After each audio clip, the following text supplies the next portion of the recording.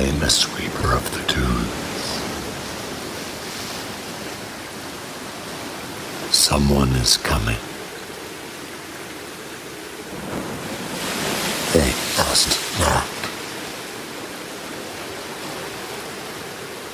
I will prepare them for the sea.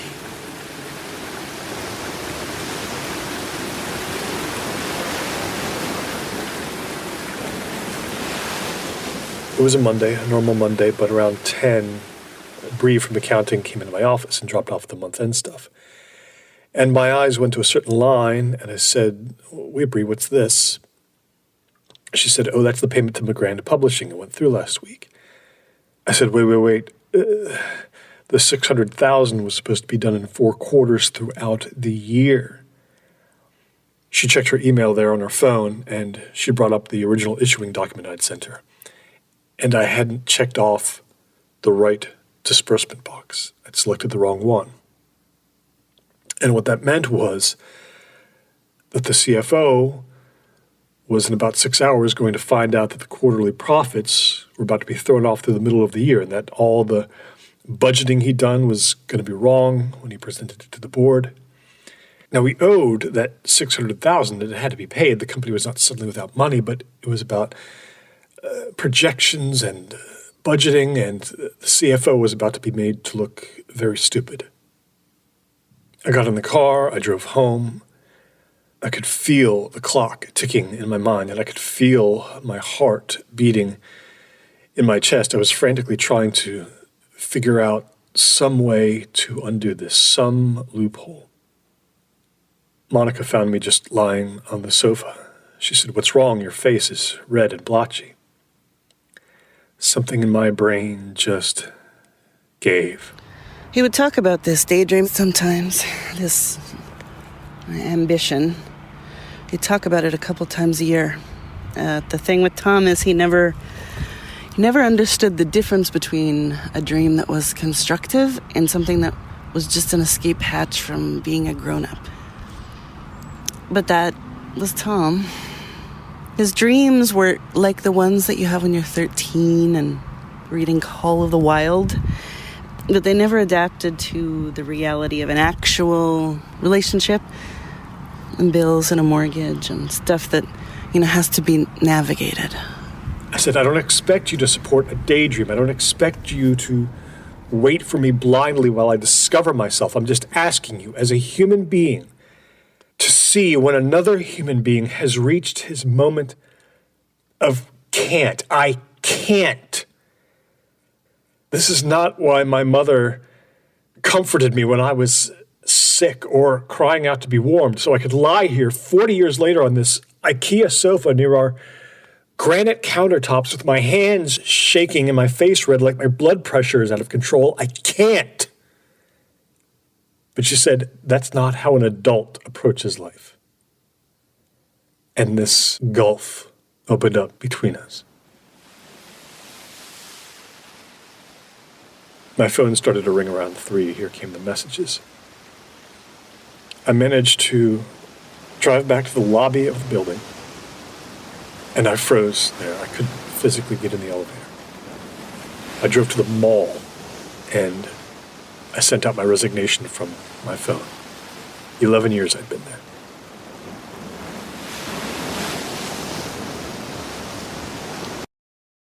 Chancellor County is kind of a strange area. Inland, there's this huge belt of rural poverty it's just really heartbreaking. And that runs from Wisherland all the way to Tribune. And to the west of that, curving up the coast, you start to see the real wealth. The summer tourists and the fancy folks who live right on Iona Beach. So it's only 5 miles from the poorest people in the state to the richest. And then, way to the west of the rich, there's the Braid. And the Braid is its own thing entirely. January 19th. It took 2 trips, so double the normal ride price, to get all my stuff to the shack.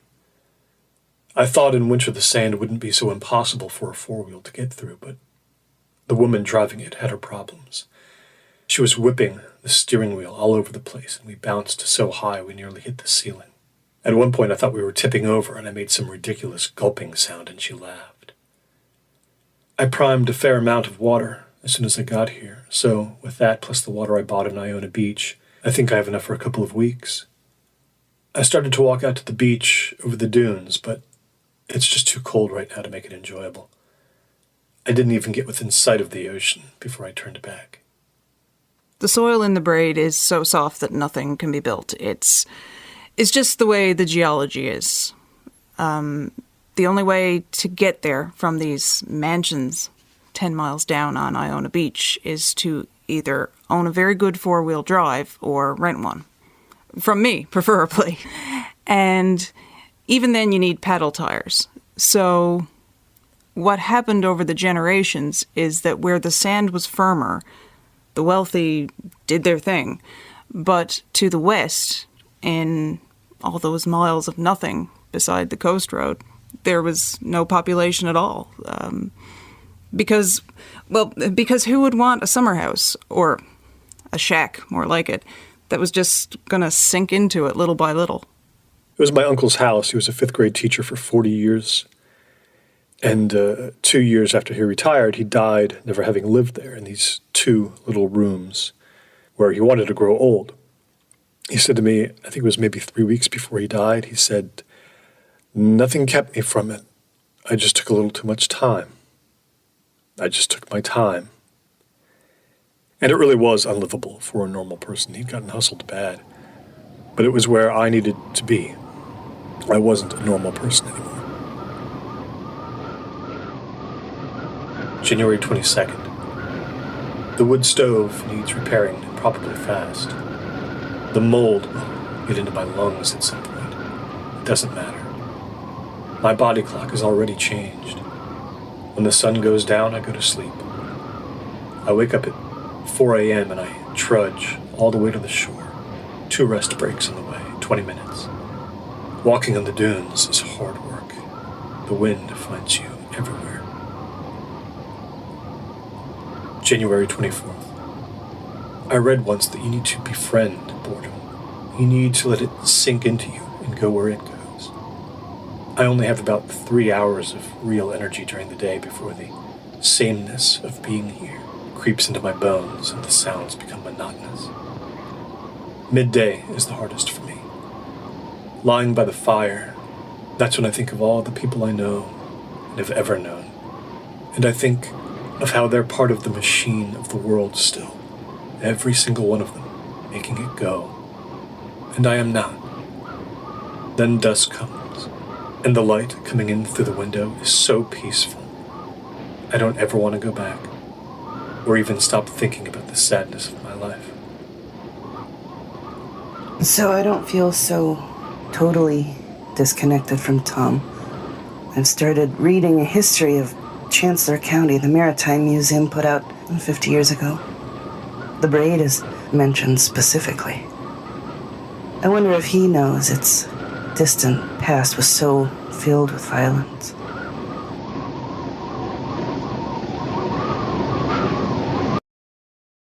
I never really understood we were poor till my father started taking us for drives on the weekends, a year after we came to America. Till then, I was so wrapped up in my own brain that anything was a toy, and whoever I was playing with was like the whole world. And everyone at school seemed kind of like me. But then my dad got this job where he finally got hold of a car sometimes, when he did termite inspections. It was a company van, and there were these Saturdays when me and my mom got in and he drove us out to Iona Beach, because sometimes no one needed the van on the weekends. And that was when I started to notice everything that we didn't have. I don't think my mom or dad liked those trips. When we crossed over from Tribune, they both got really quiet. We got reminded we didn't belong real quick. These condos we saw, and the boardwalk, and the shopping places where we could never really go, and the people who didn't seem anything like us, this sort of alien world. It was like if we made too much noise, someone on the street would turn and we'd be found out. January 26th. I put my phone into a plastic bag today, and after dark, after dinner, ramen noodles on the oil stove, I went out and I buried it in a dune. I hadn't turned it on for a few days and there wasn't much battery left, but I realized I needed a more profound break. First, though, I arranged with Lydia, the woman with the four-wheel, to come out automatically every Monday to drive me into town for food if I needed it. Just as I was about to drop the phone into the hole I dug, the cell signal caught, and 4 or 5 messages scrolled onto the screen, and a different chime sounded for each app. And I never looked at a single one of them.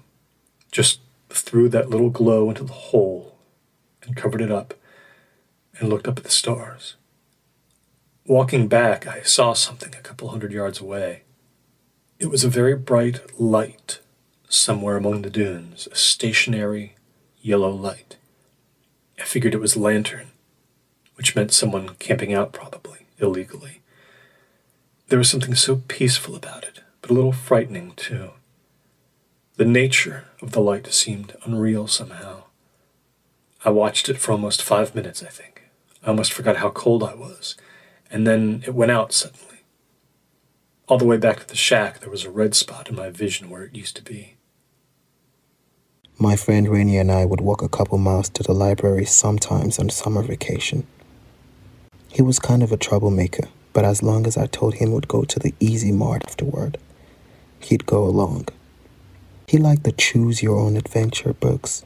That was all he wanted to look at. I never checked books out when I was with him. I'd wait until I went alone for that, because I thought he'd make fun of me if he saw me checking out some of the books I thought I'd be into. On the rainy days, I liked books showing war photos or satellite photos of just about anything.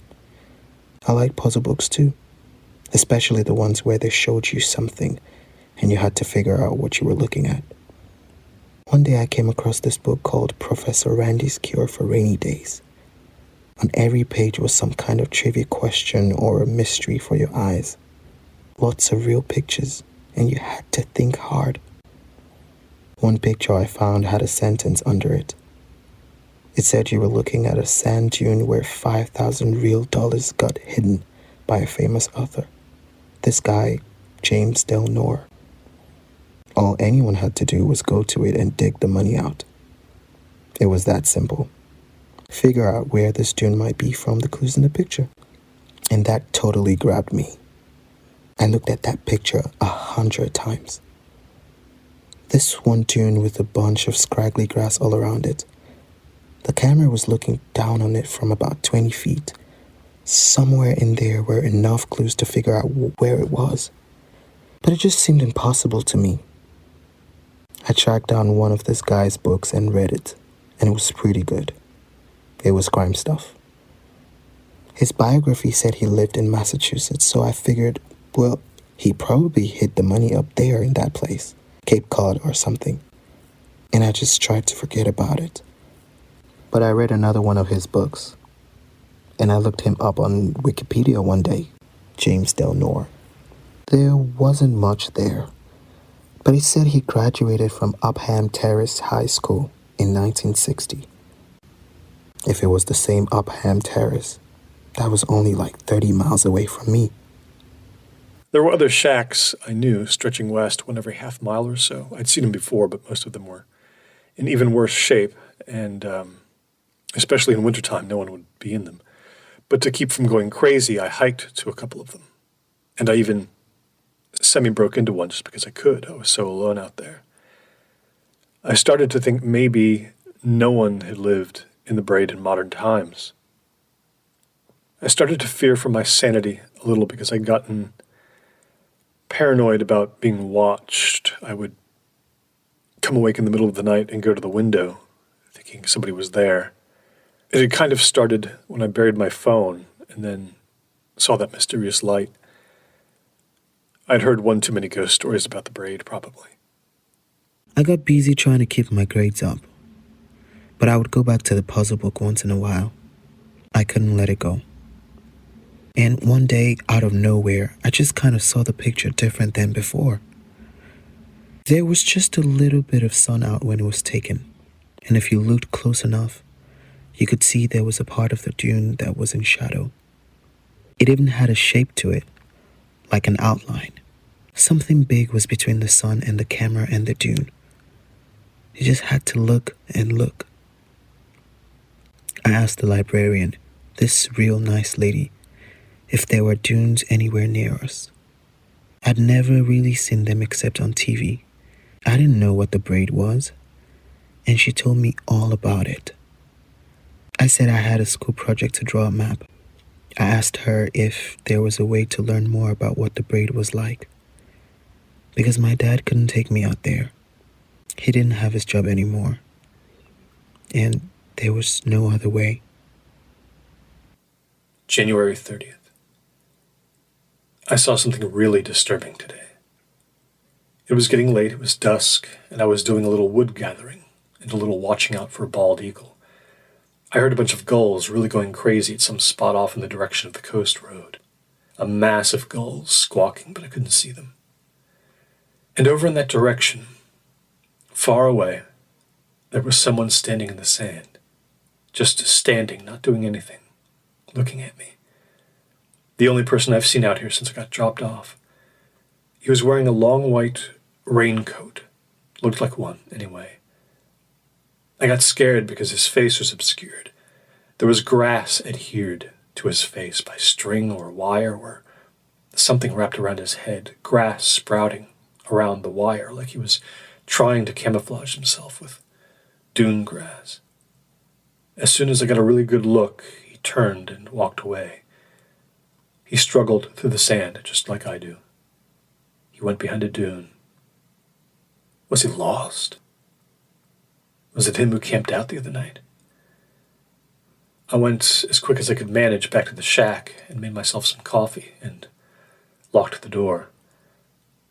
I'll tell Lydia when she comes with a four-wheel to take me into town for groceries. I think this was the strangest thing I've ever seen.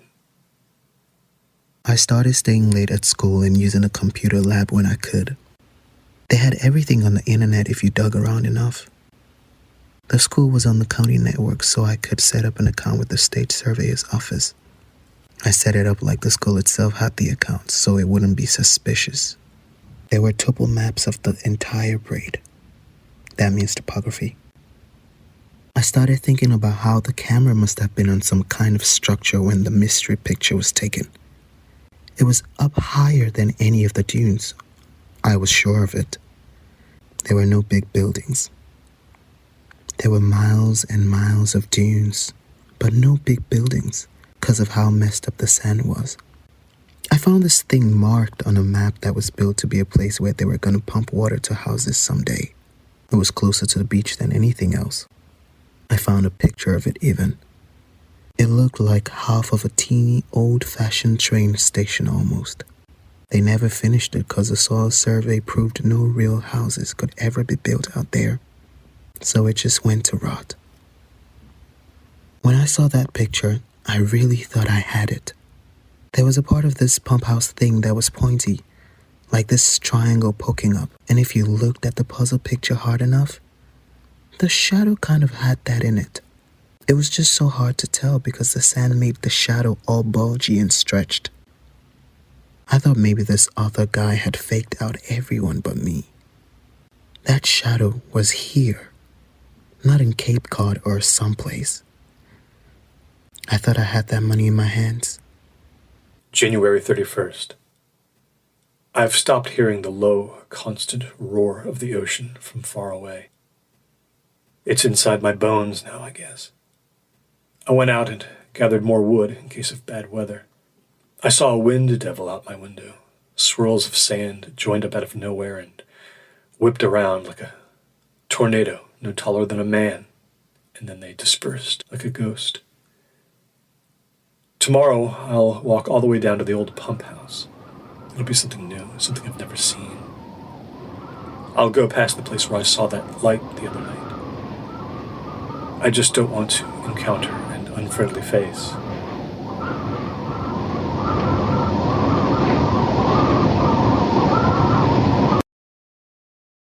Arthur was his name. Funny name for a guy like that. He was living with me for about a month. At first, I thought he was all right, even though my girlfriend told me some things about him. I figured I could handle myself, but he just kind of invited himself into the house. I could have gotten into a lot of trouble. He said he had a job with a contractor, but he only worked like 2 days a week. He just wanted to get high all the time. As long as he didn't get aggressive or anything, I didn't mind. I told him at some point I didn't even belong in the house. I said we were both squatting and we had to be careful, and then I thought he would lose it. That was a bad argument. The thing is, he always had some stuff we could use. It just never ended with him.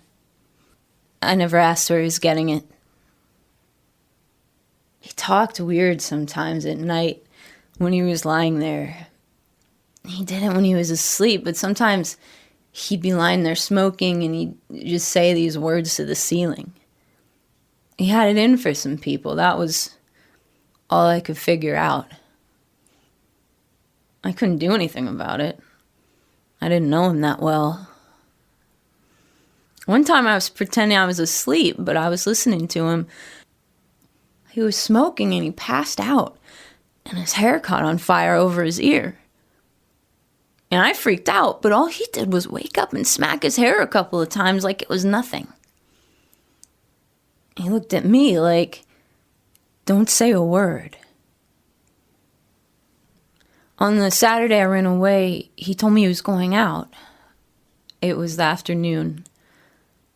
I asked him where, and he said there was something he wanted to buy off a guy on Craigslist. He said he'd be back in a couple hours. After he left, I saw his phone lying there on the kitchen counter. He forgot his phone somehow. So either he was already high, or he was nervous about something. I looked on it, and yeah, he had Craigslist open. It was some listing out in Ivy Run. Someone selling a bunch of jewelry, some neighborhood we never would have gone to. I didn't know what he would have wanted with that. I remember this little girl who lived in a trailer nearby. She put a box of Chips Ahoy on the stoop. That's all I remember that whole day, because I was wasted by noon. I watched her do it through the window. I couldn't get off the couch. I hadn't eaten anything all day, so that was my dinner. I don't know why she did that. Arthur didn't come back to the house. Not a couple hours later, not for dinner, not by dark. I went to bed. I got back up at like 8 because I was really scared that something had happened. I went out into the yard. It was so cold. The people whose house it was had this pool, one of those ones that's above the ground. It was empty because it was winter. I heard a humming, someone humming.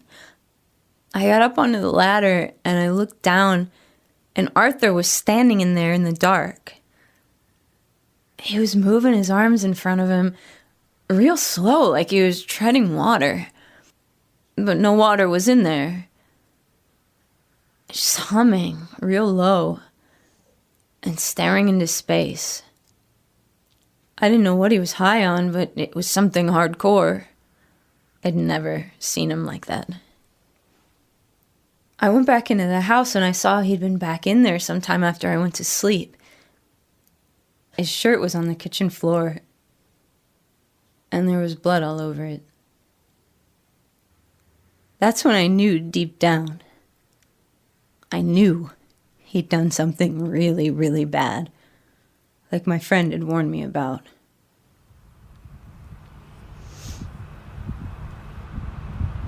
Around about dusk on February 1st, I don't know, I started to get this really awful feeling that something was really wrong.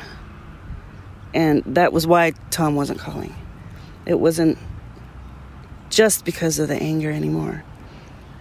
I couldn't place it. Something about the sun going down behind the dead trees at the edge of the neighborhood. That visual just made me so worried. I called some places I figured might have given him a ride out there. One of them told me to give this woman Lydia a call, but it wasn't till about 10 o'clock that she finally picked up. She offered to pay me to take a run out there. I told her I was due to pick him up for a supply run on Monday, but she was really worried. I mean, I wasn't doing anything, so I said okay. Wasn't like anyone was gonna need to rent a truck or a kayak from me at 10 o'clock at night in the dead of winter. So I put my coat on and I told my grandfather what I was doing. He was a sheriff's deputy in Tribune for, 9 years? Back in the 80s, before he taught history at the prison. When he got old, he started to fade. He became kind of strange in his beliefs, especially after he lost the house. My sister basically swindled him out of his money and vanished, and he had to live with me. And he kind of went downhill from there. Kind of intense about religion, but all over the place about it. None of it made any sense to me. And really superstitious. He said he didn't want me going out there alone, and he kind of insisted on coming with me. Now, that was kind of out of nowhere. He rarely wanted to go out. I mean, he was 78, but he really meant it. And I just thought, what is with people tonight? I put on the 2 sweaters I had and my coat, and I took all the change from the coffee can in the kitchen. That was all the money I had in the world, except 40 in the bank. I was so scared I just left. It was like a mile to the store. I kept looking behind me. They still had a payphone. I had to use it because I had no money left on my cell. I called Julie. Maybe if she hadn't picked up, I would have gone back. But I don't know. I heard a siren somewhere, and I was convinced they were going to the house. I started crying as soon as she picked up. I asked her if I could come, and at first she said no. I had to understand the rules. But I told her I would do anything. I think she thought I might kill myself, so finally she said, okay, you can come. And the problem then was how to get there. I didn't have any money, and it was all the way in Glade, like 30 miles. I started walking down the road. I had a hat on, but I didn't have any gloves. I was in real bad shape. I couldn't have told my dad about my plan. I wanted to surprise him with the money. In my mind, I would go out at night, and in the morning I'd have it. I'd put it right on our kitchen table. But there was just no way out there. It was 20 miles, no buses or anything. I had to trust Rennie. So I told him the story. I said, I'm sure the money is there. I'm sure of it. And he said he had an idea. He could get a car. He didn't have a license. He was too young. But he could drive. He knew how to do it. The thing was, we'd have to go at night after his dad left for his shift. That meant late. That meant I had to sneak out too. But it felt like the most important thing in the world. This big adventure. This big secret. February 1st, first day of the month, for good luck. I was 15. I wasn't thinking about the logic of any of it. I just thought we needed 2 shovels and 2 flashlights, and nothing could stop us. February 1st. Tonight the winds are very still. It's so unusual. Yesterday I couldn't even leave the shack, it was so bitter. Now it's still cold, but I could almost go for a walk to the beach. The sky looks muddy and swirling. I have the fire crackling nicely. Dinner was roasted potatoes. No meat since 2 days after I got here. I think I will go out. I still can't quite shake my fear of the dark.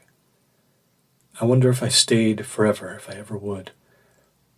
Sometimes I turn the radio on just because the voices make me feel more secure. We started in my Camry along Route 40 toward Iona Beach, and my grandfather smoked and looked out the window.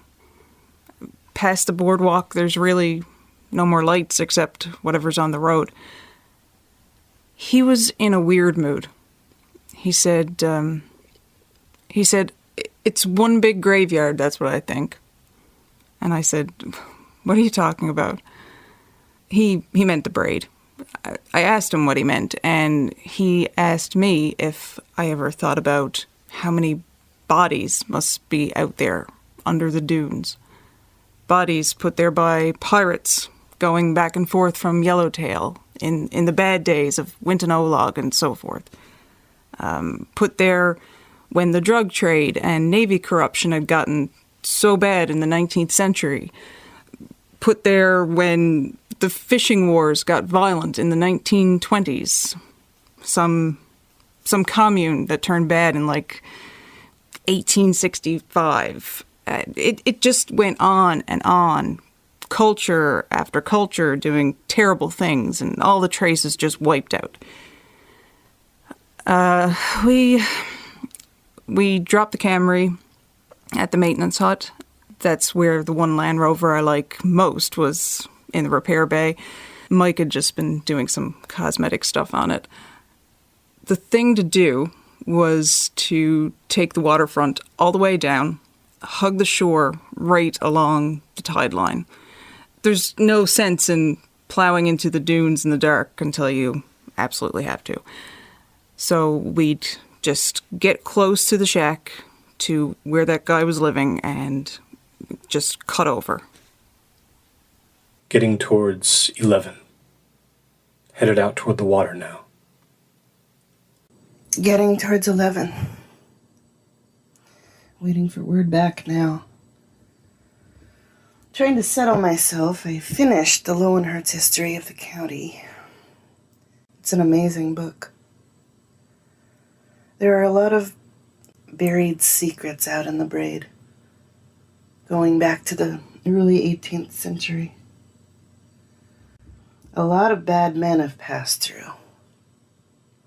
Or just the sinister things that happen between people, where the ocean meets the land, and there's a struggle for survival, economic or otherwise. There was even some war between druid sects out there 250 years ago. One worshipped the sea, and the other wanted to fish freely. No one ever figured out who slaughtered who. I met Rennie at the Arby's parking lot. He was pretty nervous, but he drove pretty well. We had a busted tail light, so we had to get 20 miles without any cop seeing that. We didn't talk much.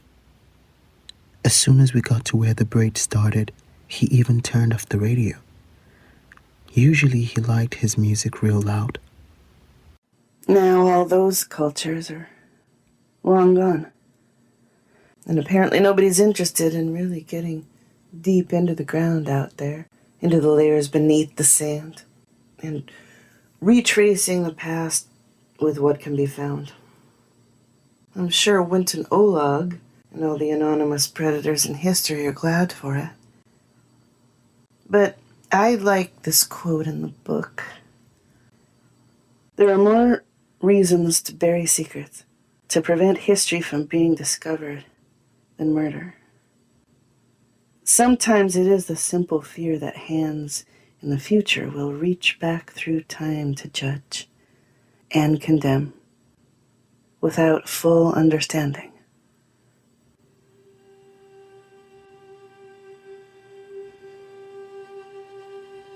I had a map I drew on the back of a magazine. Just a good guess about where the pump house was. But I almost lost track of where we were on the road, because I couldn't look away from the dunes. Neither could Rennie. It was like looking at the surface of the moon in a book. Just so dark and no life. And these parts of grass and strange little hills. There were lights along the highway, and it was scary to see how you got a little bit of light on the sand. But then it got darker and darker. And only about 20 feet in, it was probably going to be a big dark maze where if we didn't have our flashlights, we'd be totally lost. When we got kind of close, I told him to turn around and pull over and park at a gas station that was closed for the night. It was the only place to leave the car at all that wasn't on the highway. I figured we'd have to walk from there. We both had our shovels and we tested the flashlights. That was the last part where it was exciting. The very last. This guy picked me up on the coast road almost right away. I thought, God is looking out for me. It was this little compact car. The guy was dressed in this long, dark gown thing, like a priest would wear, with a sash and everything, but he was really young. He was my age. He had a beard and long hair and these big dorky glasses and kind of a baby's face. He was friendly. He said he could take me wherever I needed to go. Just the warm air coming out of the vents, that was like another sign from God. So I started telling him stuff about me because he asked. He asked me a lot of questions. I said, how come you're dressed like that? Are you a priest? But he said no, he wasn't part of the church anymore, but he taught Jesus' word anyway. I remember he was listening to Alice in Chains, and I was like, you like them too? And he said, yeah. He loved classic rock, so he was cool. When we got out there and we found out how hard it was to walk through the sand, we couldn't even really say much. It cost too much to breathe. Rennie was like, we should have come during the day. Nighttime isn't good. Nighttime is mystical. That was such a weird thing to say. He wasn't himself. I didn't even know he knew that word. He wanted me to tell him my entire story, so we were going down the highway. We had like a whole half hour to kill, and I was feeling good, so I told him. I told him about jail and going back all the way to when I started with the drugs. He kept wanting to know who was to blame for it. And I was like, nobody. Nobody was to blame. I told him about how I lied to get out of jail early. He kept getting quieter and quieter. And I guess I felt so much like everything was going to work out that I trusted him. I told him about some of the really bad stuff that happened with my cellmate. It was a relief to me to say it. The road was just so long, you know? The road that goes out in the middle of nowhere, near the ocean. So he pulls over for some reason at this closed gas station. And I was like, why are we stopping? And he looks at me through those big glasses with his big eyes, and he says, I'm sorry. I'm so sorry, but you have to leave. I said, what do you mean? You want me to get out of the car? And he goes, I can't have you in the car. You're tainted. You've done terrible, terrible things. I said, what do you mean? You teach Jesus' word. Why are you judging me? I can't get out here. It's cold and dark. But he just says in his little soft voice, I'm sorry. I need to be away from you. Your soul can't be near mine. And we just looked at each other, and I realized he was serious. I started crying, and I was like, you can't do this to a person. I need help. But he wouldn't help me.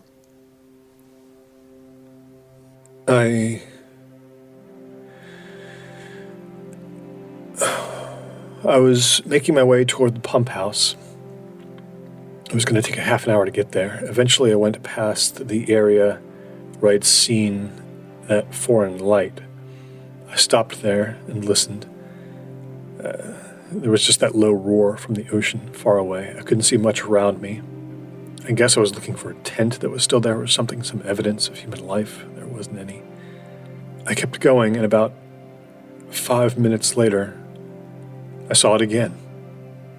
I saw that light way up ahead in the dunes, but clearer now. And it wasn't a lantern, it was just a ball of perfect luminescence. But this time I saw something more in the glow. It was a person, and the person was wearing what I thought was a white raincoat. I could see the side of a face, and I saw grass on it, and I knew it was the same man I'd seen before. And he turned, and he took the light with him, and he started walking away, basically toward the pump house. This time, I followed him. We were getting close to the shack, and my grandfather said, "You know, Jimmy had a bad thing happen out here once. Jimmy Del Nor, he used to be a drinking buddy of his. They were in the army together. He wrote novels sometimes, crime stuff or whatever, and he moved back to Upland from Massachusetts a few years back. Unpredictable old guy, drinker. He said Jimmy went into the Braid once to bury something. Money, actually, to try and promote some book. And he saw something that tried to carry him away." This is the kind of thing that my grandfather would say when the dementia was just starting to develop. You know, these weird pronouncements that didn't lead anywhere. He started to talk about how there were places that protected their secrets. He said, "I wouldn't want to dig around these dunes, that's for goddamn sure. Doesn't pay to get too curious out here." I played along. I said, "So, Grandpa, who is it exactly that's protecting the secrets?" He just stared out the window. He actually fell asleep just before we had to turn into the heart of the Braid, and then it was so bumpy, there was just no way. So we got to the guy's shack in one piece, though, you know, that was the kind of driving that really makes me have white knuckles, especially in the dark. You've got to have some real skill to not get stuck. My grandfather stayed in the Rover with the engine running. There was a light on in the shack, and I went up and knocked and called out the guy's name a couple times. The door wasn't locked, so I stuck my head in. There was no signs of distress or anything. Very neat. And there was actually a radio playing, a battery-powered one. So everything seemed fine. It was like he'd just gone out for firewood, maybe. I decided I'd take a look around the area, so I went back to tell my grandfather, and he said no. Just a flat no. I'd done my check, I'd fulfilled my obligation, and he didn't want me to go any further. I started to reason with him, but he said he felt sick. His chest was getting tight. And I couldn't tell if he was telling the truth or if he was actually just scared for some reason. So I told him I'd make a deal. We'd stay in the Rover. We'd just explore a little bit. I got off the road because I needed to take something. I knew I shouldn't, but I had some of that stuff that Arthur called tangerine with me. And I was scared. When you hit a tangerine, that all goes away in 2 seconds. Then suddenly my feet were in sand. Cold sand. I was in this place where it was just dunes. All these small dunes I hadn't seen since I was a kid. But I could barely see anything. Rainey wanted to go back, I kept telling him we were close to the pump house. I had my map. But the truth was, I didn't have any good point to start from in the dark. There weren't the landmarks like I thought they would be. Rennie was nervous. He was like, "What's that sound?" And I had to tell him he was here in the ocean. I sat down and I was about to take this stuff, but I wanted to change so bad I didn't do it. I fought against it for once.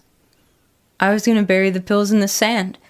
I thought God will be back with me if I make an effort. He'll show me where to go. So I walked over the sand. It killed my ankles, and I get tired fast because I'm pre-diabetic. But I kept going. I picked out a spot, and I got down on my hands and knees. And I dug a deep hole with my hands. I really did. And I put the bag with the pills in it into the hole, and I walked away. I just want people to know that I had it in me to do that. No one will ever really understand how bad I wanted things to be different. I wasn't even totally sure we were getting closer to the water because we kept veering around dunes and we lost sight of the coast road. We stopped and listened some more, and then it was like a miracle, because I thought I saw the pump house way up ahead, but then I heard something else. An engine, a car engine, like someone was out there somewhere, driving around. Then there were headlights, a long way away, in the dunes. We got down and stayed down till they went away. I drove as slow as I could, but I get a little nervous if I don't have enough speed in the sand. It always feels like you're grinding to a halt. My grandfather said, "Look," and there were footprints out there. But they always kind of trail off into nowhere. The wind shifts the sand around fast. I heard a car driving. You could tell it was in the sand somewhere. I looked all around, but I didn't see it. I yelled out, but it didn't do any good. Then it was gone. I was sure I heard someone shouting, but I was so focused on trying to follow the man, and then the sound of the engine, that I thought maybe it had been something else. The birds. The headlights were on the beach. They were turning around. I thought it must have been Lydia. I kept walking. When I was like 90% sure it was the pump house we were seeing, I told Rennie we should rest for a minute. He still wanted to go back. He was saying weird things like how he didn't ever mean to be bad. He just did stupid things sometimes. He said he'd be all right when he was 21. He wasn't making any sense because he was scared. I saw something past his shoulder. It kind of came out of nowhere. From behind a dune, maybe. It was a light. A real bright light. But tiny. Bigger than a flashlight, though. Maybe 50 feet away. Rennie turned and he saw it too. Someone was there. They were coming toward us. They spotted us. And they were holding a big lantern. We both froze. Then it was crazy, because when we finally saw the person with the lantern, his arms were at his sides, but the light kept floating along beside him when he walked, without him carrying it. It was yellow and round like a ball. You couldn't stare right into it. It had a huge glow that was getting bigger. It wasn't anything we have in the world. The guy's face was painted, or he was wearing a mask or something. A mask of grass. He had a raincoat on, the kind that wraps around you with no buttons. I yelled at Rennie to look away from him. Then I threw my shovel away and ran. I couldn't keep up with that man. He was too fast. Eventually, it was just nothing but dark again out there, no sign of him.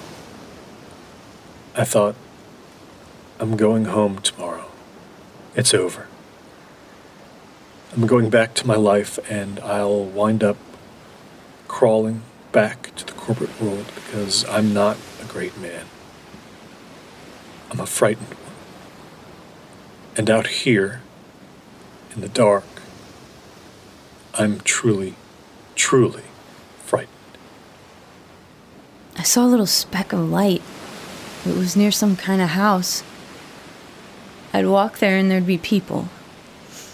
My legs were so sore, I couldn't even keep my balance.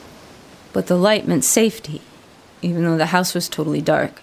More like a cement building, a Coast Guard station or something. The light was coming toward me. It was coming out to meet me. I was so relieved. Someone must have spotted me. So I sat down in the sand and I waited. And I watched the light. It got bigger and bigger. We ran for so long that when I finally fell down, I could hear the waves. We wound up close to the pump house where we wanted to go all along. I turned around, but Rennie wasn't there. Just the dunes with nothing in them. At the pump house, I put my hands on the side of it, and I felt how cold the cement was, and I closed my eyes. When I opened them again, my hands were yellow. There was a glow nearby, and it was washing over the cement. I just turned the rover around, and we were headed back down the beach when I saw something in my rearview mirror. So I put the rover in neutral, and I started to open the door, but my grandfather yelled at me to stop. And he took off his seatbelt and leaned over, and then he was pressing something into my hand. It was some kind of small circle, a metal. And he said, "If you have to get out of the truck, for God's sake, hold this." The man who came with the light and said things in my mind had some people with him. 3 of them, 2 kids and someone more like my age. I said back to the man, "We won't tell anyone. We haven't found any secrets. Please. I'm turning things around. I want to get an office job like everybody else. I want to live." Saint Adjutor is a patron saint. I've worn the medal ever since the day in the Braid when I buried the money. I had 3 made, and I gave 1 to my army friend, Everett. I know what I saw that day. I'm not delusional. I think the only reason I'm still here is because it wasn't full dark when I saw it. Don't tell me there aren't things that want the dark and the winter to do what they do. I was far away, I really was, but I think it was a group of people, and they were all walking into the water. They were walking into the ocean in the dark. And these other people were sort of guiding them in. They were holding lanterns or something. And they were all dressed the same. And they were just pointing. Like showing them where to go. And the ones walking into the waves, they just didn't stop. But to do that voluntarily, I mean, with the water that cold, that would just be suicide. I got back in the rover, and I had never seen my grandfather cry, but that's what he was doing. And because of that, I drove him away from there. When they were investigating the disappearances This woman, Lydia, told the police what she thought she saw, but it just confused things. I mean, the distance, and she wasn't really sure where she was in relation to the shack. It didn't give them much to work with. They never found a trace of them. That was 7 years ago. Of course, they never dug trying to find the bodies. Where would they have started? Jimmy Del Noor went in at one point and told about the money he'd buried out there, in case it had something to do with the missing people. The thing is, someone had already found it a couple of years before all this happened. Some rich guy, actually. Didn't even need the money. That's always the way, right?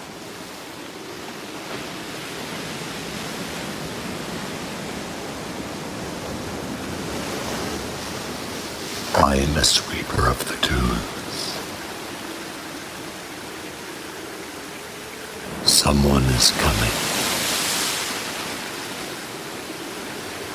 They must not. We will prepare them for the sea.